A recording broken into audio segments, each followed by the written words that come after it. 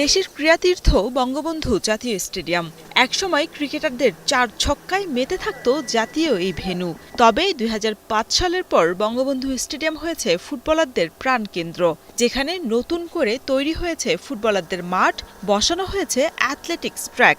তবে দীর্ঘদিন পর ক্রিকেটারদের পদচারণায় বঙ্গবন্ধু স্টেডিয়ামে আবারও আগের স্মৃতির পুনরাবৃত্তি।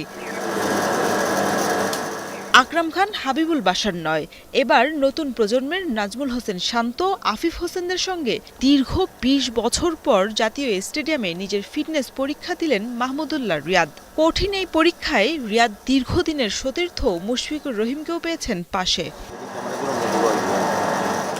ফুটবল মাঠে ফুটবল না খেলে অপূর্ণ থাকতে চায়নি কোনো ক্রিকেটার। তাই তো ওয়ার্ম আপের পরই ফুটবল নিয়ে নিজেদের মধ্যে করেছেন খুনসুটি।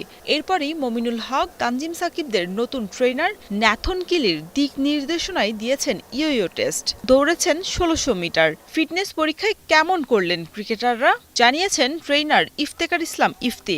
এই ধরনের আমরা টেস্ট নেইনি, তো এটা মানে আমি বলবো যে এটা ওদের কাছে নতুন মনে হয়েছে। হ্যাঁ, তো তার জন্য আমার কাছে মনে হয় যে ওরা একটু মানে ডিফারেন্ট থাকলে যেটা হয় যে একটু কাটায় উঠতে সময় লাগবে, বাট আমার মনে হয় যে না, অল ওভার গুড। কারণ নর্মালি ১-২ ইঞ্চির জন্য আসলে রান আউট হয়, বা ১-২ ফিটের জন্য আমরা একটা 4 সেভ করতে পারি না।